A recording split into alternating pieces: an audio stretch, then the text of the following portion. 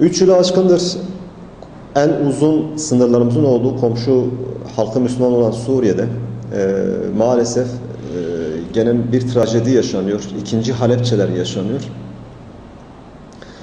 Ve 3 yıldır dünya kamuoyu, Birleşmiş Milletler Güvenlik Konseyi ile beraber Avrupa, ABD'si, Rusya'sı maalesef 3 maymunları oynadı. Ne gördü, ne duydu, ne de bu konuda bir söz söyledi.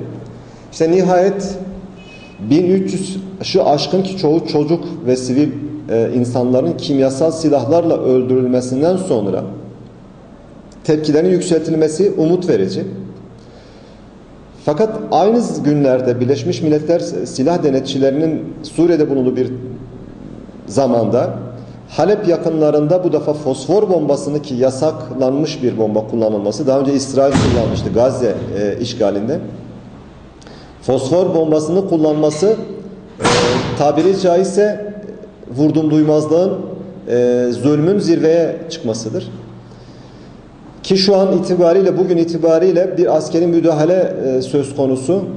Umuyoruz ve diliyoruz ki bu askeri müdahale ikinci bir işgale dönüşmez ve oradaki rejime karşı 3 yıla yakındır silahlı mücadele veren İslami gruplara yönelik bir operasyon olmaz ve gene umut ediyoruz ki bu askeri operasyon olursa şayet Suriye'yi İsrail'in güdümünde bir ülke haline dönüştürmez. Diğer taraftan özellikle Kürt kardeşlerimizin yaşadığı bölgelerdeki son Irak'a göçler bizleri derin derin endişelendirmekte. Aynı zamanda Kürtlerin yoğun olarak yaşadığı yerleşimlerde, Kamışlı'da, Haseki'de, Derik'te, Girgelege'de, Tirbespiye'de, Tel Abyad'da mücadele eden, rejime karşı mücadele etmesi gereken insanların birbirine karşı cephe alması ve son günlerde özellikle bölgeden daha önce bizim 90'lı yıllarda Güneydoğu'da tanık olduğumuz faili meçhullerin gündeme gelmesi bizleri endişelendirmektedir gerçekten. Buradan Suriye'deki bütün unsurlara, Arap, Kürt, Süryani, Türkmen, Çerkez, herkese zulme karşı, mevcut diktatör rejime karşı bir olmaya, güçlerini birleştirmeye ve kimseyi dışlamadan, kimseyi ötekileştirmeden, kimseyi de ezmeden birleşmeye davet ediyor. Aksi takdirde bölgede, Kürt bölgesinde yaşanan bu iç çatışmaların zararı herkese dokunacaktır. Orman yandığı zaman hepsi yanacaktır.